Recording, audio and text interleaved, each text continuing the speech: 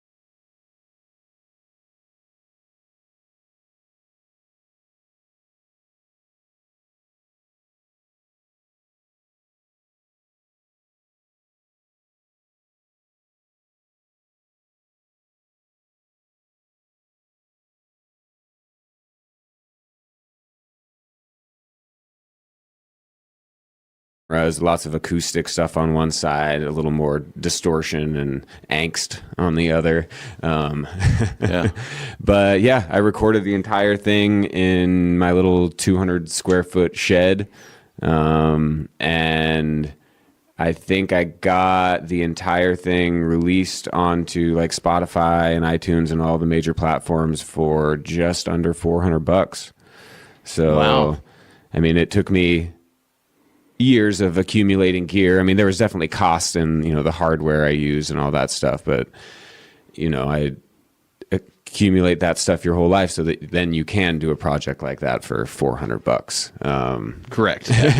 Yeah. Absolutely. And most of that was just, like paying for mastering and the fees to upload it onto, through CD Baby and stuff like that. Mm-hmm. And, you pay $20 here, $50 there to, be able to streamline stuff and not have to spend a year learning one new skill that you might use once or twice. I don't mind paying somebody else to do the little things like that.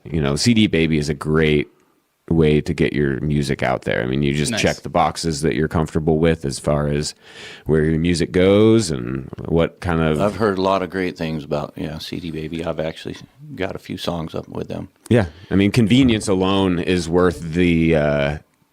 any type of like, do I want to hand any type of, control over to anybody else? And at the end of the day, it's like a tiny cut of royalties, and I'm not out there to sell my stuff. I just, I make it for myself. If other people want to connect with it, that's awesome. Right. Family and friends. But yeah. And so CD Baby is a distributor. Basically. Yeah. They're the middleman that, you let them know where you want your stuff, and they'll do their best to get it there. They're quoted as the administrator. Right. And then there was a lot of, playing around with like, you can there's like the boxes you check where if you want your little clips and stuff like that on social media apps. I'm sorry, I keep bumping this cord. I'll try to. That's all right. And and then Everything's people tracked. So right, I mean, exactly. what I discovered is that we're getting into this day and age where nothing can really be ripped off from anybody, and if it is, it's a $150,000 lawsuit. So I'm hoping somebody does rip my song off. It'd probably be more money than I'd ever make with it otherwise. Best case scenario, right? That's so funny. Also, what's more flattering than someone ripping off your stuff? Like, Yeah. Like if it's so good that you want to steal it, sweet. Like I'm flattered. Yeah. Like I'm not I'm not worried about that. And that was a whole turnaround too. I ran into Peter Rivera when I was out selling and stuff, and he even mentioned like back when they started doing songs, like "Get Ready," for instance, was written by Smokey Robinson. And back when, if you were to play somebody else's song, it was a compliment to them. They just they really enjoyed it. They're like, "Wow, somebody else is playing our song. Right. It must be good enough to go." Where now they got like, gorillas that show up in suits that say you got to pay so much for somebody playing somebody else's music in this establishment, So, Yeah. But I mean, that's just one way it can go. Yeah. So yeah. Oh, go ahead. No, I was just curious. Which are you registered through? BMI, ASCAP? I could have told you when I was in the process of releasing that, but I didn't retain any of that information. I've got it in a file somewhere on my computer, and I don't hold that stuff in my brain longer than I have to. It just kind of gets in the way of creating the next one. And doesn't it though? I mean, that is really what I've noticed too about that kind of stuff. It's like I get like some kind of crazy anxiety when I find out that I can't remember my password to my main email, and I'm going to be locked out of all my other accounts. It's like the only thing I want to be struggling to remember is my own lyrics. I don't need to be like. So that kind of was what I was leading up to that question is, with your music, Joey, I know that when I wrote some stuff, it was from way back that I pulled from way back that was unfinished. What's your story on kind of how you, the length of the time and process of putting these songs together? It is all over the map. In fact, I mean, some of these songs off of Axiom and some of the songs I've been writing since are about that experience of like, so for example, Gateway, one of the tracks off of the album, I wrote that in probably like 55 minutes. It just like needed to, it almost came through me more than out of me, I was at my mom's for the weekend, and her house is just full of instruments, and I was staying down in the basement, which is a recording studio, and I was walking towards my bed, and there was my guitar and my notebook sitting there, and I just turned, grabbed them both, and that song came out. But it was like there was a force that was not going to let me walk towards the bed. I just had to get something out. Right. And that happens, maybe 3 times in my life so far. I've had something that came out that quickly, and maybe that was the only one that has come out just so complete, start to finish, just ready to go. Other songs, like the last track on the album, When the Beast Comes, that one I wrote, I think 2012, 2013. So that's, over 10 years old. But I've been kind of fine tuning it ever since. Like it's kind of a longer song. I think on the album it's like over 6 minutes. So it's one of those like performing live. Where is this going to fit in the set? It's not necessarily an upbeat song, but I was like, where can I put energy into it in different places to kind of keep people engaged for the entirety of it, and then there's that song itself was composed. I wrote the lyrics for it pretty quickly. It was kind of one of those 1 or 2 sitting songs. But then let me see, like, what are some of the ones that took me longer to write? I can't recall, on the spot Right. And that's the other thing that you don't necessarily always retain. If if the process of writing it wasn't that memorable, it doesn't mean like the song doesn't have that meaning. Well, and it's like with me, I catalog a melody, right, or a set of chords to a melody, and then that might turn into a song at some point, and it might not. But it's kind of floating there, and it's like something maybe I'll exercise with or jam on or whatever. But then all of a sudden, maybe some lyrics just kind of spark with that. Right. That's like a different style than when you just sit down and you're just basically the conduit. You're just so when I feel like a conduit, that's usually 95% lyrically.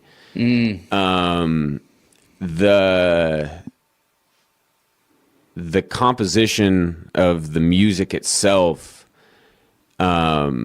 almost comes from, like, I'll kind of just like get into a manic state in my studio. Like if I have lyrics and I'm like, okay, now these need something to go with them, that's like my favorite place to hang out. Is just like I have my song concept, I kind of have a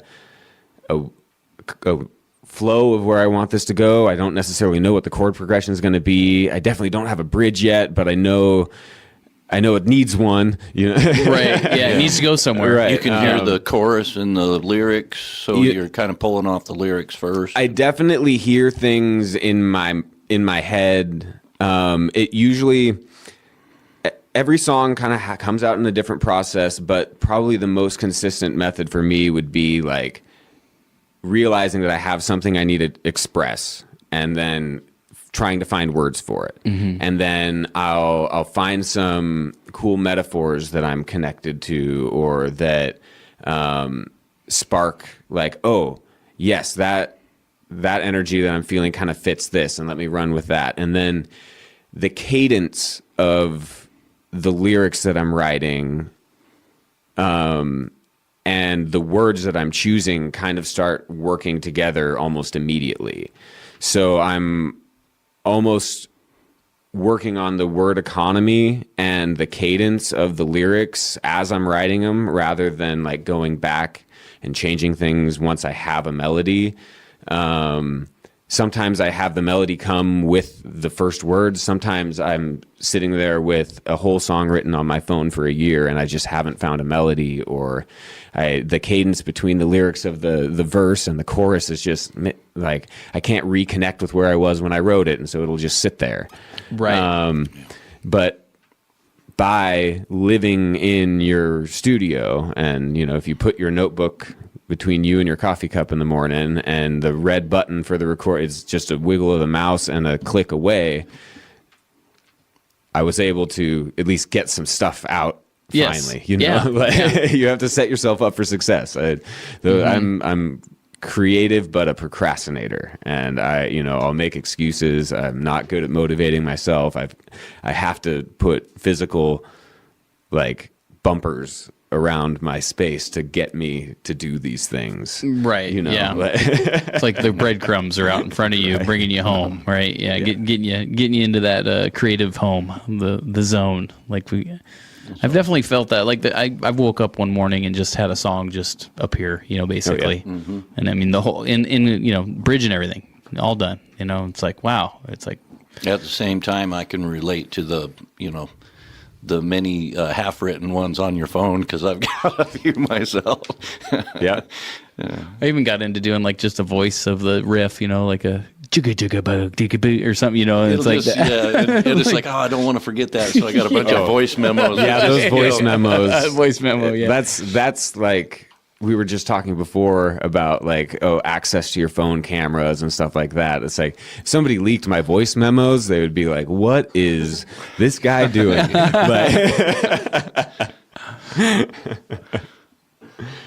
But those are, that's how demos are born, Right. It's like so many albums were started just by when bands had to pay for studio time all the time. You don't even have songs completely written before you're on the clock, and you just have a little 8-track or a tape deck with your little boom chicka boom, you know, you're like, this is a song idea.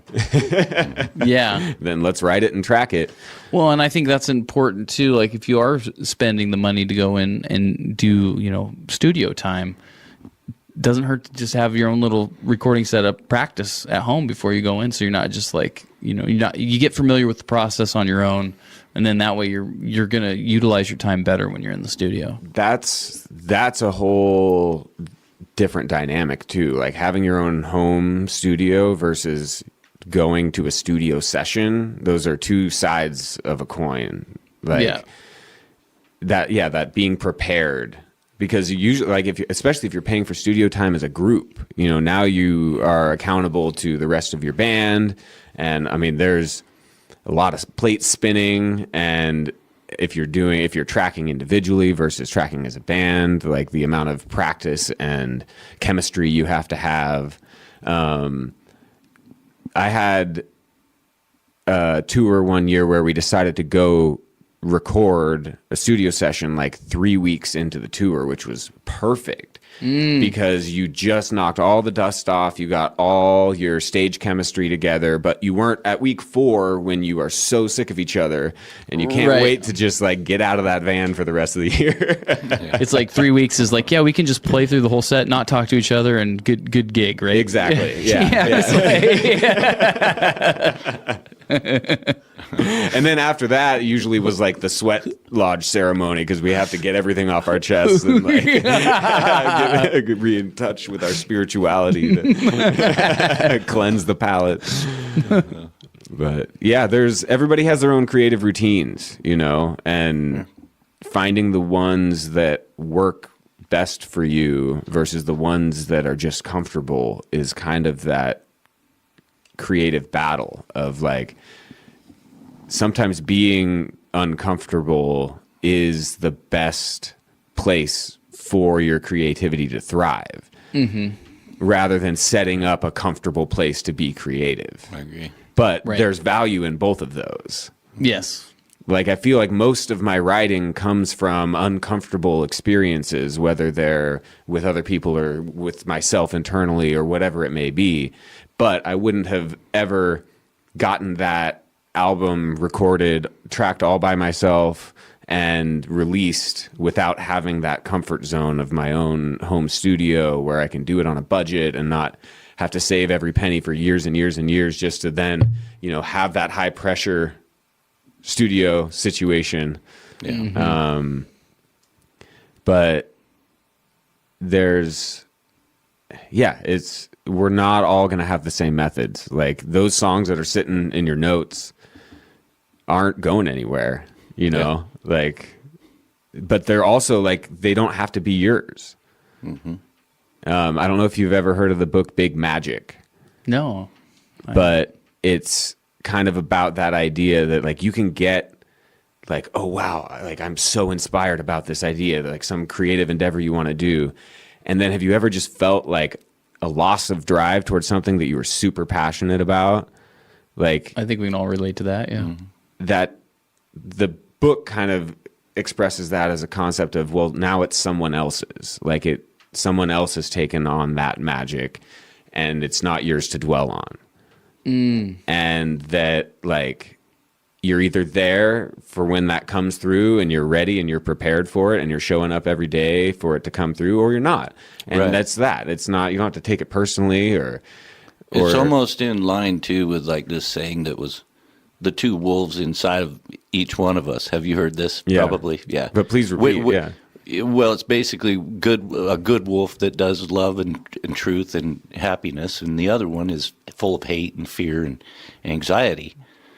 And the young grandson asks his grandfather, well, which wolf wins? And his grandfather's reply is, the one you feed the most. Yep. Yeah. That's kind of another one of those underlying themes to the duality of Axiom. It's that whole project was just a process of kind of self-discovery and, like, all right, well, now I'm in my 30s. Who am I? Like, what have I repressed? What do I want back? What do I not want anymore? Sure. Like all that stuff. And that came from that comfort, creating that comfortable space to dive into those places of myself, now that wasn't the most comfortable thing, but that Sometimes too comfortable is uncomfortable. Yeah.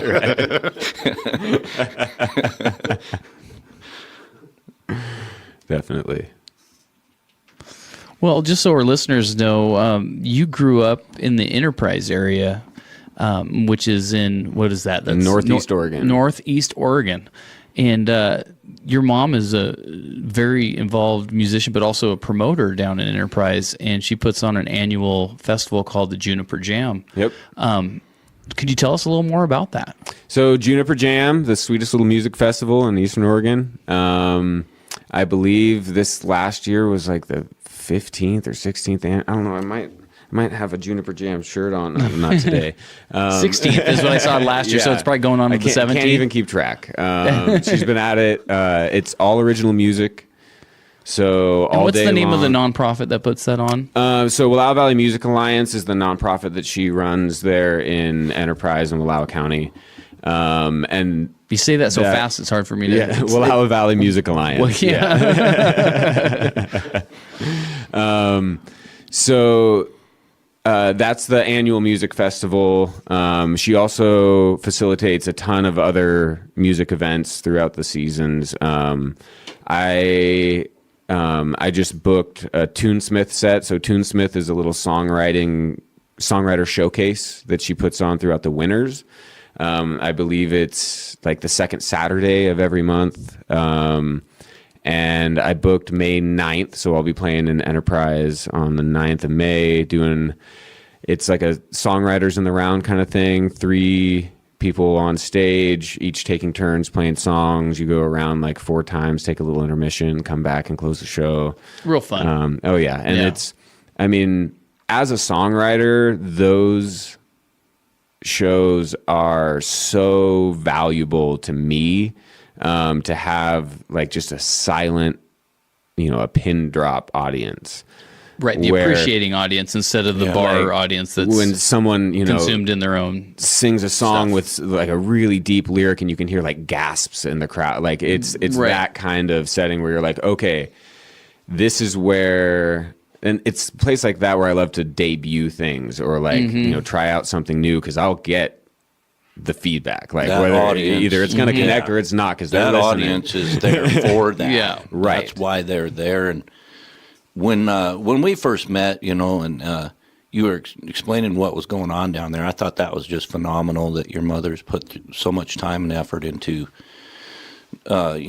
keeping the originality, but obviously that, just gives center stage to a lot of, up and coming artists that are wanting to get their stuff out there. So that's a great thing. I was very spoiled in the musical community that I was brought up in.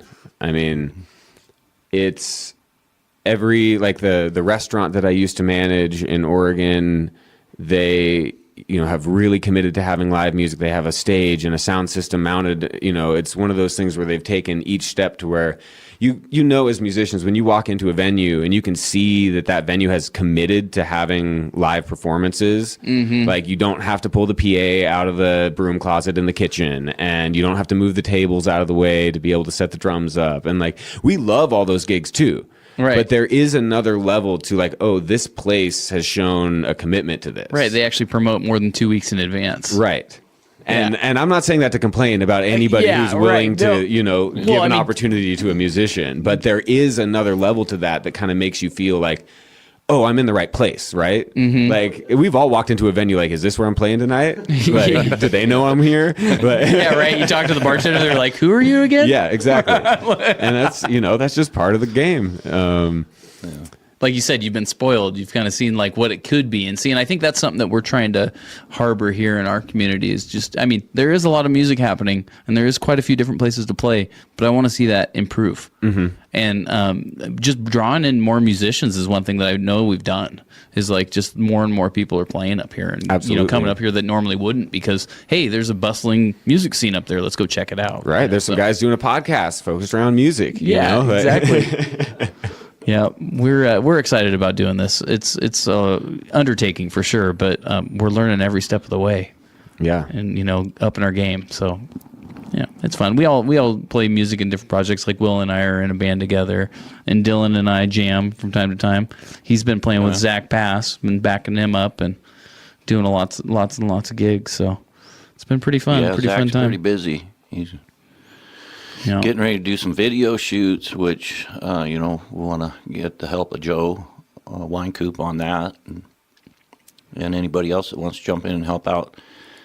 That's one thing about doing these types of projects is that you need more than just one gear. You need multiple gears working to be able to make it actually come to fruition. Yeah. Well, that's what I've always I don't know. It's to me going through leadership courses and all the sales program courses and trainings with Dan and things like that.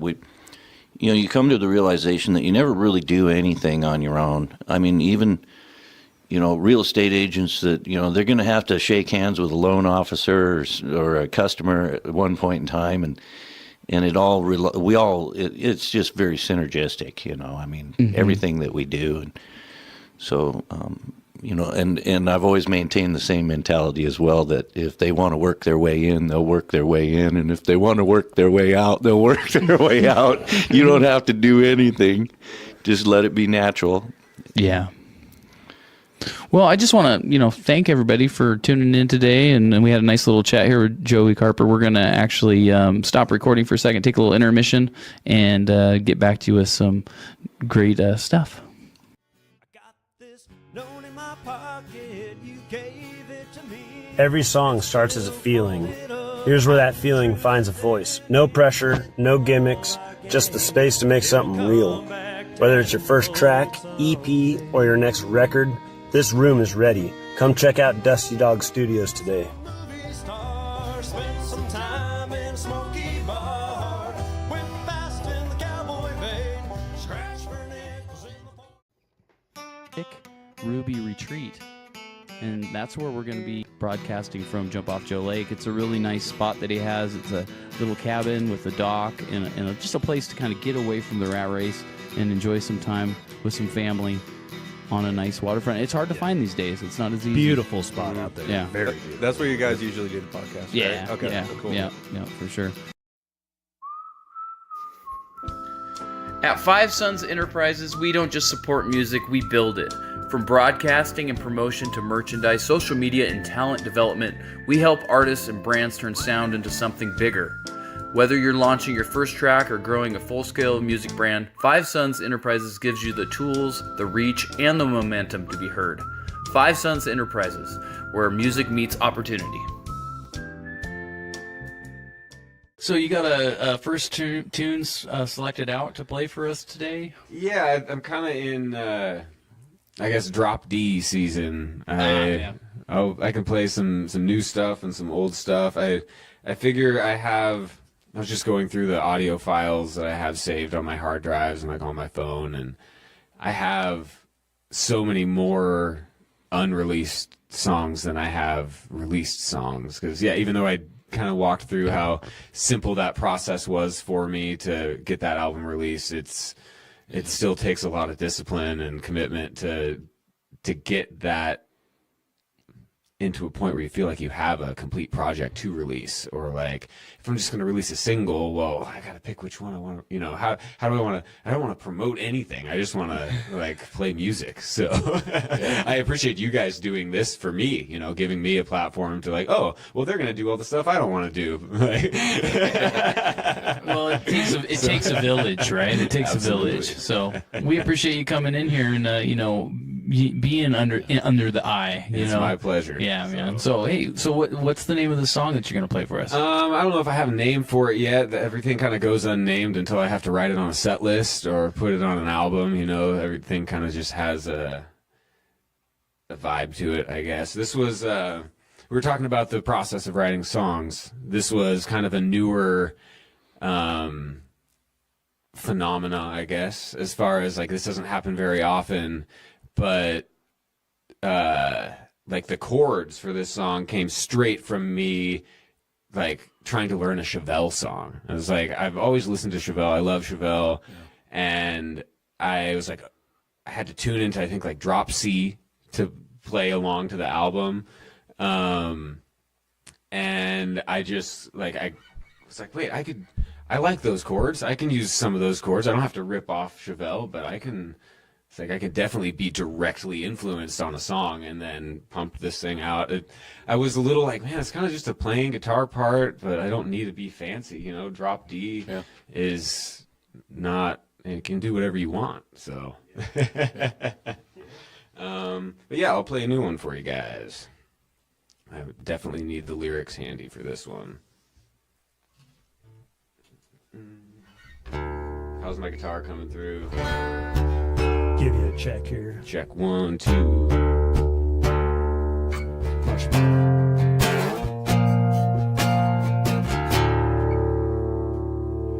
We good? Yeah, I like it. All right. And I always play my songs way too fast, especially in the morning when I'm drinking my coffee. So I think that was how I started my first one on the radio when you had me on the show there. I was like, hang on, put the brakes on, let me start that a little slower. Just to kind of ease into it too, I just wanted to, maybe ask a little bit about the guitar. Yeah. Where you acquired it and maybe how long you've had it. So this guitar has definitely been around. When I was a teenager, my dad bought a few guitars for his dad. He didn't know, my dad doesn't know much about instruments, but he was like, well, my dad plays guitar, let me, for his birthday, bring him a couple guitars to pick from, and I'll just return the ones that he doesn't want. This was one that he didn't pick. Instead of returning it, my dad's a super generous guy. He gave it to my Uncle Neil, who's not my blood uncle, but a family friend. And he played this guitar down in Texas for years. It got passed around, and bluegrass scenes and old folk musicians have played it. And I'm sure I can't wait to get all the stories out of it. But apparently my dad had given it to him with the caveat that someday he gives it to me. I had no idea about that. And one day I just woke up to a package on my doorstep, this huge cardboard box, and I started breaking it open. It's full of padding and insulation, and then there's a guitar in it. I'm like, what is this? But yes, it's a Larrivee full body rosewood. I think they're made up in British Columbia. I think it's a beautiful guitar. I love the sound of it. Sounds great. Yeah. Probably need some new strings after how I've been hammering away on it this last couple of weeks, but yeah, it's an honor to even have. I could never afford to buy myself one of these, so it's definitely one of my prized possessions. There's your sign, brother. Absolutely. But I think it has really nice low end that I like. I don't have to always even mic it or plug it in if I'm just playing an acoustic show. But yeah, I'll play it for you guys. Yeah.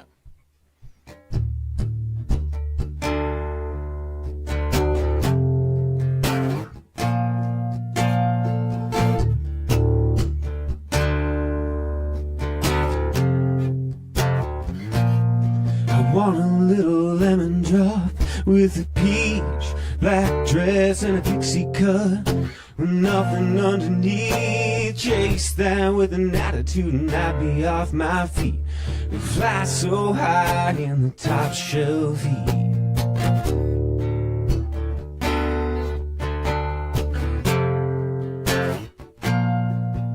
From her nocturnal nature, every web she spun to that surgical precision when she's handling a gun. I need a concentrated dose enough to paralyze that vigilante vixen, the poison she's been mixing up.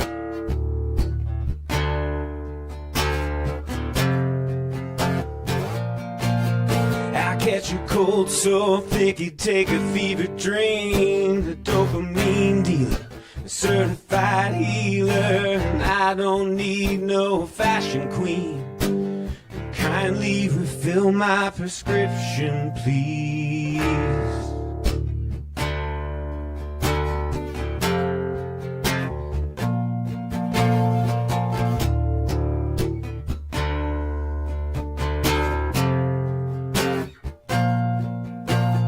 She's got a busy schedule, gonna catch me in a withdrawal first thing in the morning. Never missing roll call, a chemical transaction. Fiend for the action, my muscles they ache from the shaking. I catch a cold so thick you take a fever dream. She's that dopamine dealer, that certified healer. Just give me one fix and I lick it clean. Kindly refill my prescription, please. I grow a cancer in my lung to get a drop of her IV. Right a hole right through my tongue, just so she could watch me bleed. Cut the line so thin, just end up on my knees before that vigilante vixen and the poison she's been mixing. I get your cold so thick you take a fever dream. Just dopamine dealer, that certified healer. Just give me one fix and I lick it clean. That vigilante vixen, the poison she's mixing. I don't need no fashion queen. Just kindly refill my prescription, please.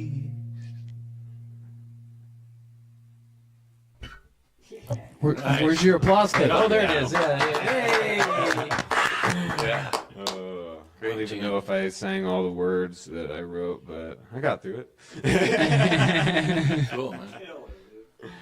Cool theme. So what kind of sparked the whole theme for you? Oh, it's all like I get like hooked on these metaphors, and once I get a theme for something, sometimes I want to just keep like building on it and building on it and building on it, and it's kind of like this image of like being like, if you just imagine yourself as like hooked on, like it's like an addiction, being in line. Like I'm kind of like thinking of like being in line at a pharmacy where you're like there's little phrases in there like I cut the line so thin just to end up on my knees and like kindly refill my prescription please. Like I'm kind of playing on all these like layered wordplay and stuff like that, and it was kind of just a product of one of those manic states that I get into where I'm like, okay, let me just keep going and going and going into this hole and see if I can get something that kind of makes sense on the other side. The phrases just start to flow together, but exactly. it takes a little effort to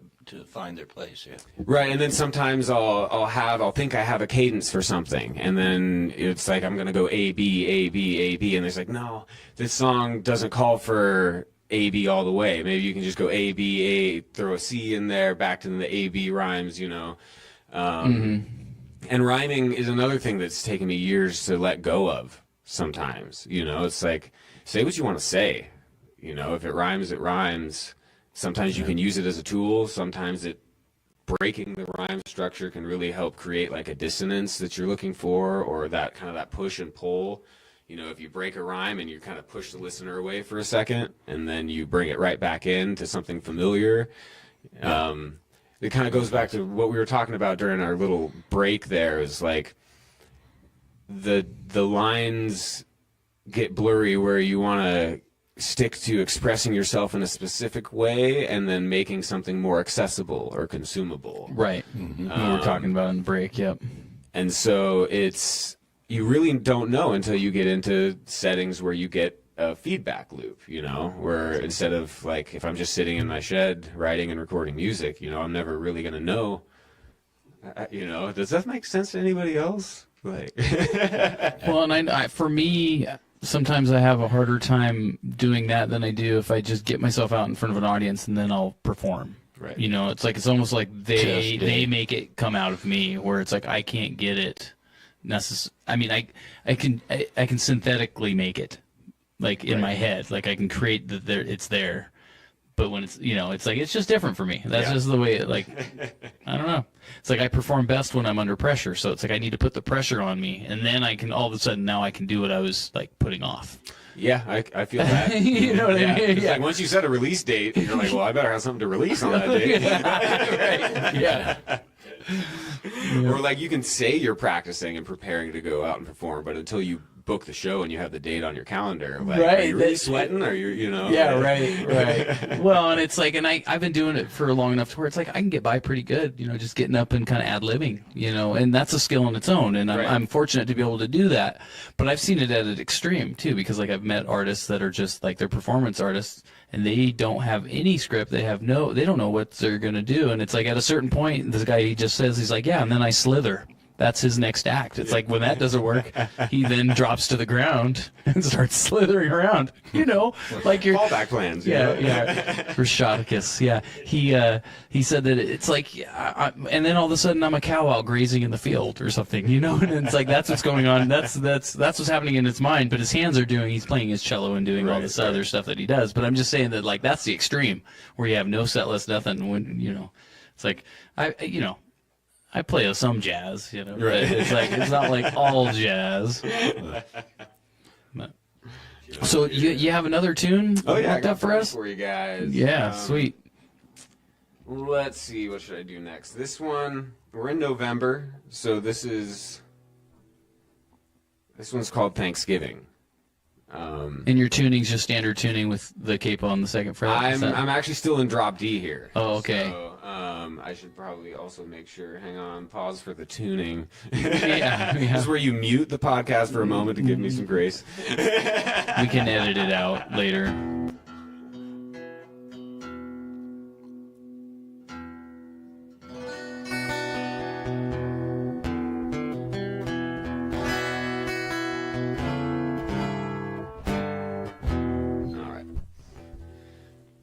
I love the sound of that guitar, man. That thing really is. It's a jumbo, right? Unique. They call it a full body. Well, actually, hang on. I have the paperwork for this with me. There you go. We'll get it straight from the manufacturer. What is that guitar exactly? Because it looks like a big one, big body. Right, it's not a dreadnought. It's bigger than a dreadnought. I think it's concert series. Is that what they call that? Concert series, I want to say. Yeah. And then yours, Will, is like a parlor style, Yeah. Really small. small one. So this states, this is from someone at Larrabee Guitars. Your guitar was started in production October 1997. By started in production, I mean the sides were joined at the blocks, a serial number assigned to the instrument, and the serial number registered in our books. The back and sides are East Indian rosewood, the top is Sitka spruce, the neck is Honduran mahogany, and the bridge and the bridge and fingerboard are African ebony. Larrabee does not have used pricing, blah, blah, blah, and so, yeah, that's the details. It doesn't have what the style of the guitar is. Just an acoustic guitar, Right, and I looked it up, and it was they call it the full body rosewood. But it is pretty jumbo. Like if you hold it, you gotta. yeah. Yeah, I'm like, is that like your mariachi guitar?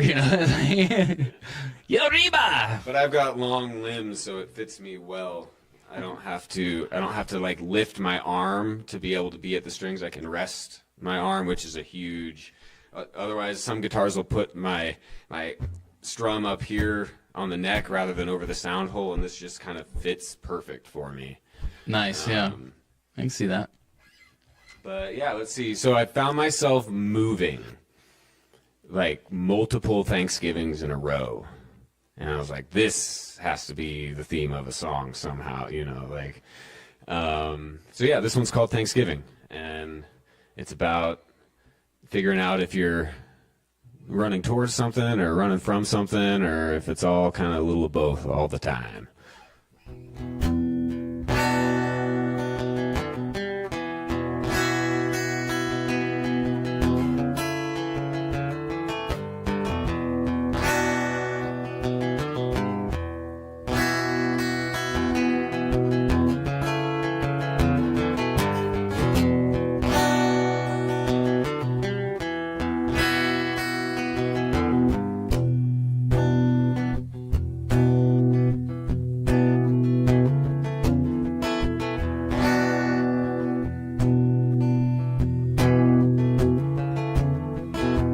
Something strange about late November.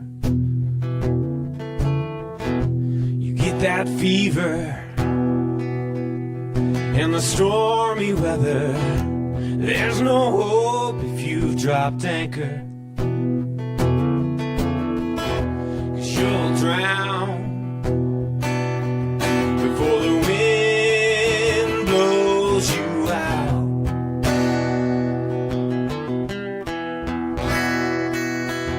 Before the wind blows you out.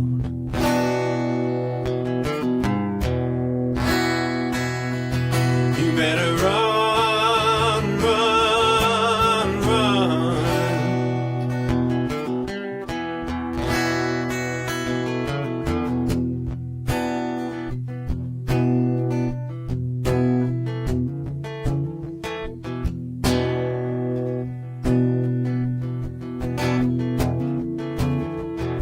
There's not much luck in late November. You try to go, but you can't find traction. Cut your strings, pack your bags, but don't burn your bridges, 'cause you'll freeze before the dogs let you in.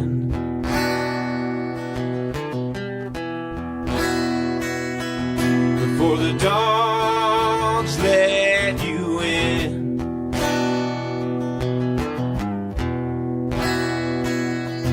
You better run, run, run.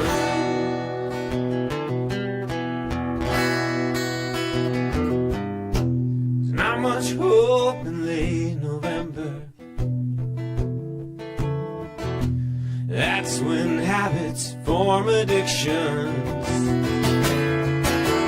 When they're addicted to love, addicted to pain, or addicted to the fame, you better change before the snow drags you down.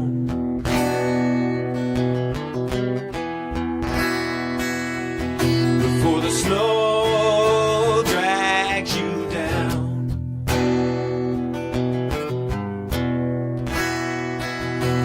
You better run, run, run.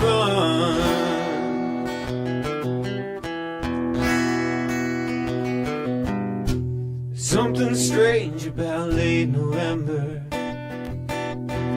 You better run, run, run, run.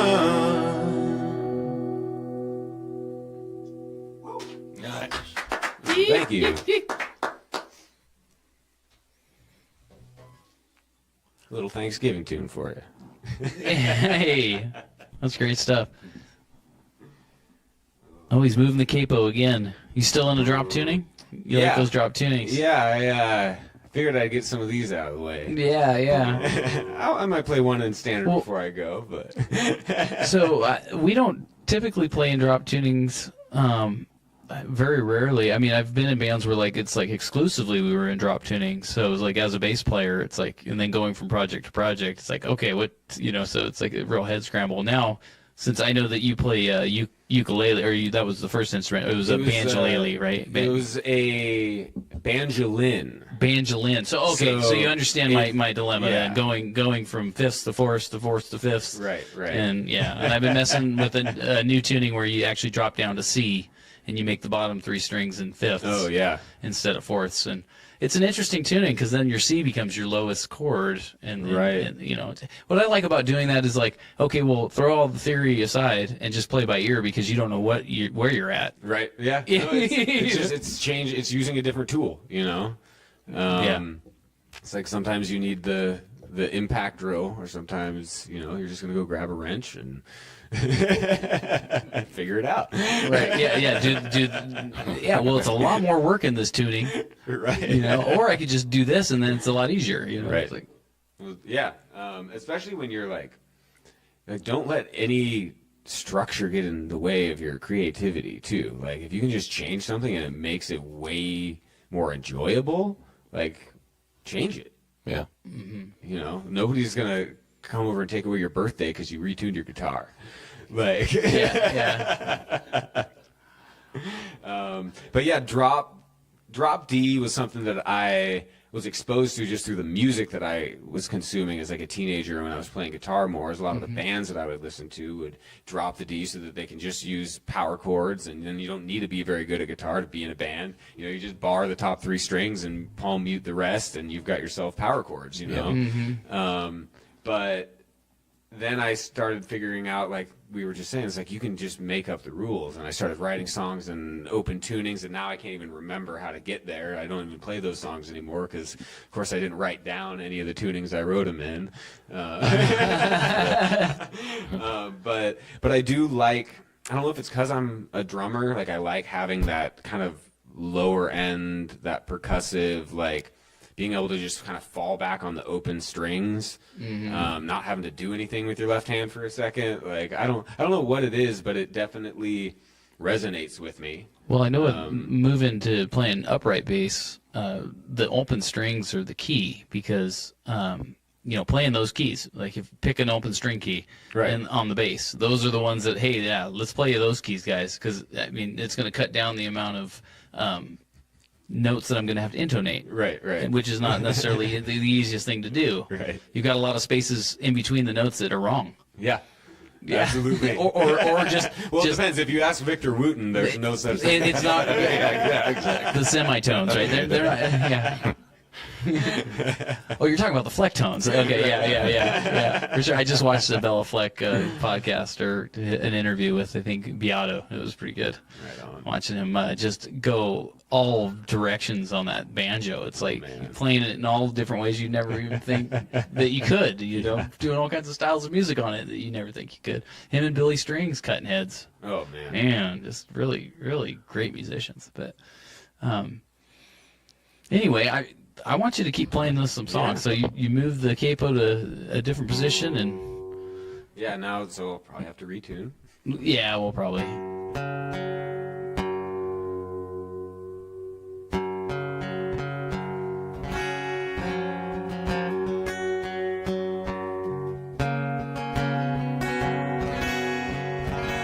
Close enough for punk rock.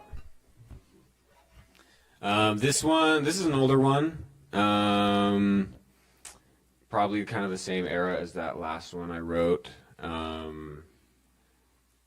More songs that just never found their place on one of my 2 projects. You know, I have this whole gap of like 9 years between my first EP I released and this last album, and this is just one of the songs lost in the shuffle. Right. It's called Hold On.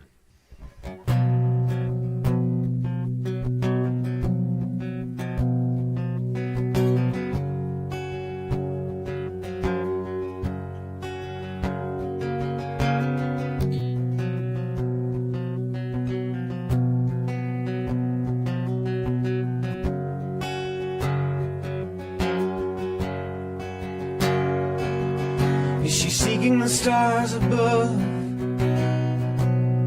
Or is she waiting on the idle seas to part? Is she waiting to fall in love? Or is she waiting on someone to break her heart? Oh, well, I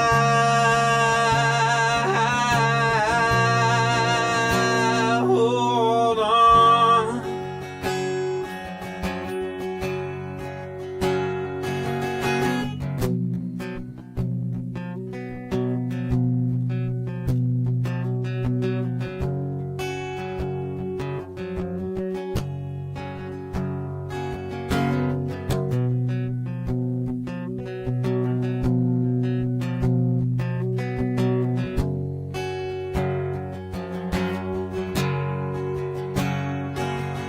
Is he ready to forgive? Or has he waited too long?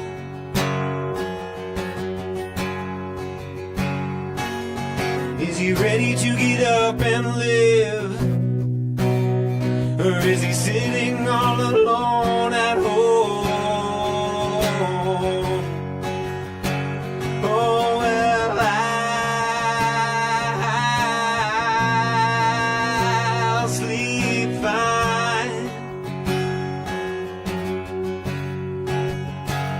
while he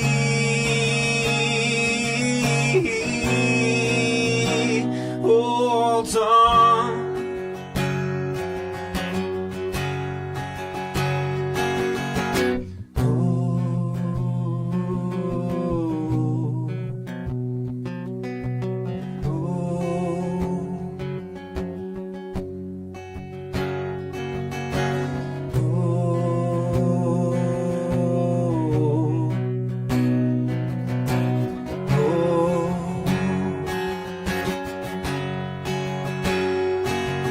Are we working for the greater good, or just hoping to be handed gold? Are we pissed with an angry face, screaming about a broken race and the fear of growing old?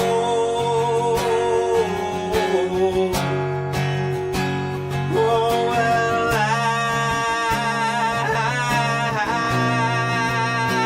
I'll give love while we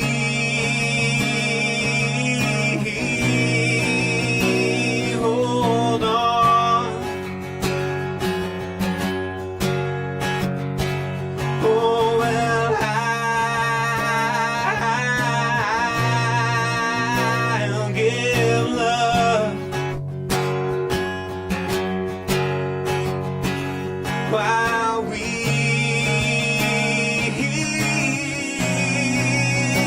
hold on.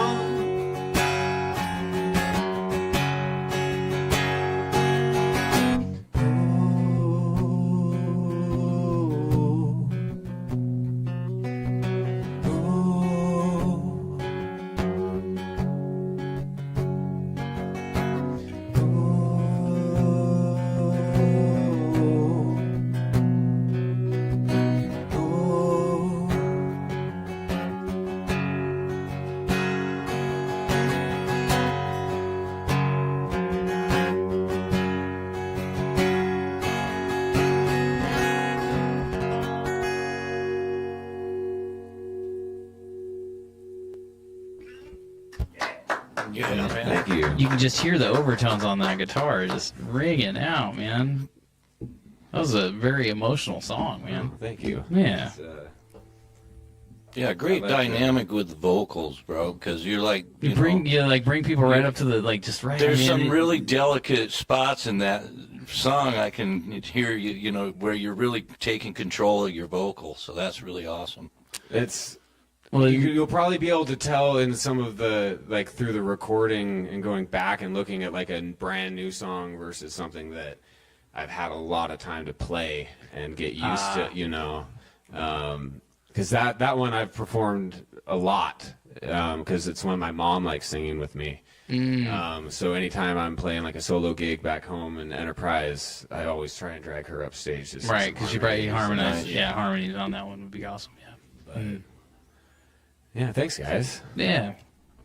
I think I can get out of drop D now. Well, show your how diverse you are as a guitar player, right? But that's probably something that's always been around growing up. There's always been a guitar somewhere. More than one. More than one, yeah. Yeah. No, I can relate to that. At least instruments, yeah. I mean, you were talking about messing with your recording equipment and the plugins and all that stuff. Now, I can remember my dad having an old version of like a sequencer and using his actual keyboard and sequencing stuff on the keyboard. And then when he got the computer, then we were sequencing on the computer. And I was doing this just as like, I had no idea what I was doing. I was just picking keys and, you know, it resembles music. You know? Yeah. It'd be cool. I don't know if I still have the files, but it's just interesting, you know, the technology and where it's going and how some things have streamlined a lot. And then other things, it's like, it's almost like it's a hindrance to creativity almost, right? Yeah. You know? Absolutely. It's the balance. Mm-hmm. Got to find the balance, and everyone's is different. Yeah, that's true. Oh, well, I got time. I can play another one for you guys. All right. So this one, another one with, you know, a working title. I think it's kind of, so there's a track on Axiom called Lighthouse. This is it's kind of like Lighthouse Part 2, as far as kind of playing on the same, like, I never quite feel like I'm done telling the story or expressing the feeling. Like I'll always want to over-explain something within the fear of like being misunderstood, you know, that kind of like, well, what if I just keep giving you more information? Like,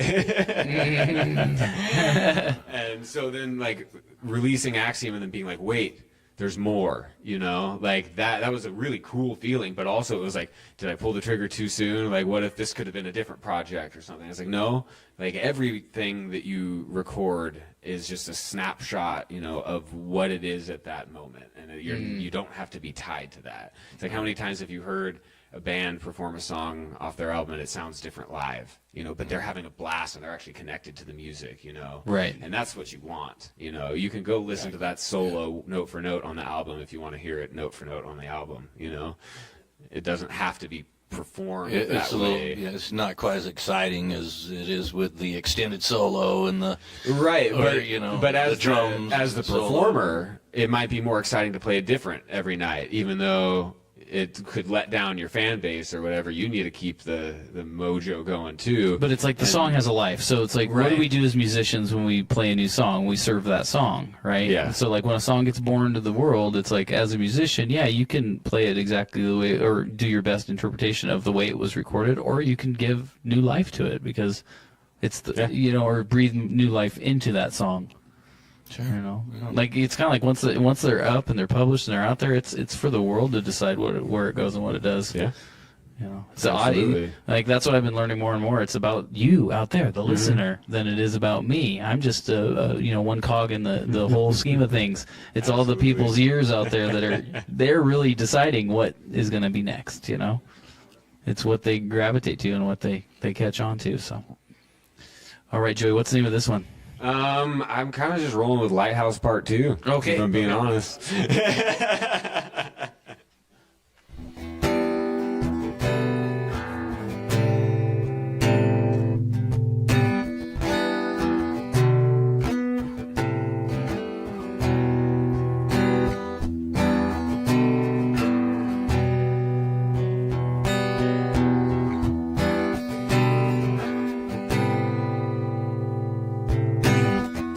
It's getting lonely, you know me.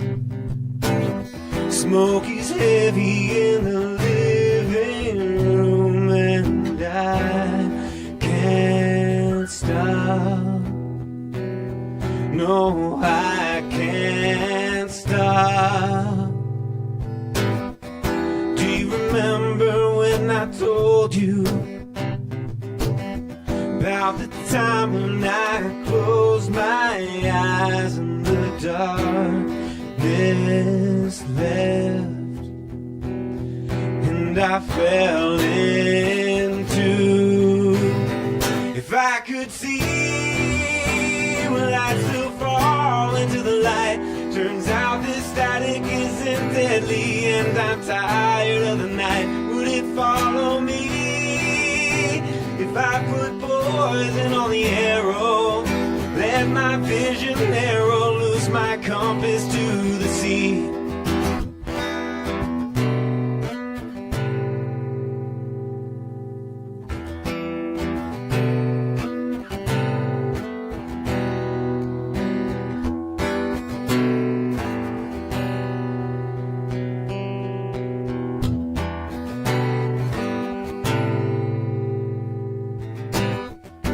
Getting older, a little bolder. Everything is so far apart.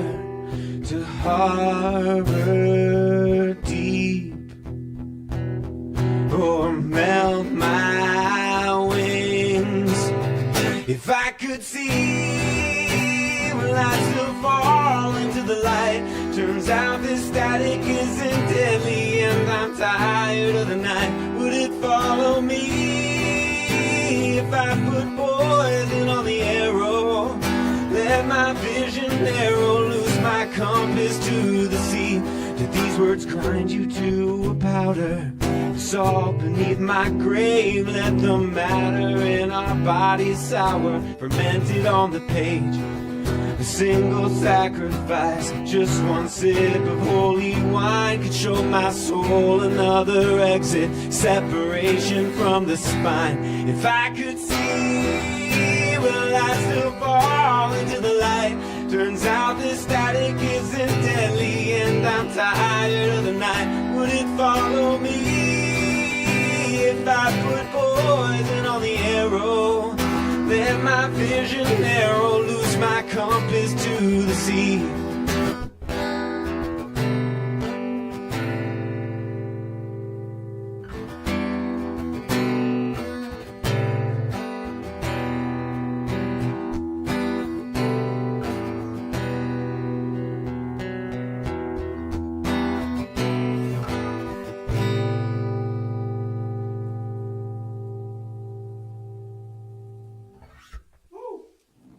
Thank you guys. Yeah, man.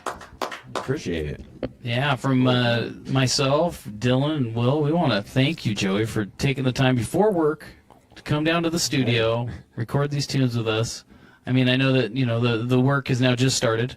I mean, you put in the time to write the songs and record them and all that, and we're going to put in our work to get this published. So thanks again for coming in. Do you guys have any last words to... No, thanks, man. It's just great inspiration, you know, once again, to have, you know, our local community here and Joey kicking off this next year, 2026. Yep. So, yeah, man, great job, great work. And obviously we're going to be here too, you know, to help out in the future. Yep. Wherever I you might appreciate the need it. opportunity. Thank you guys for having me. Yeah, awesome, man. Yeah, for sure.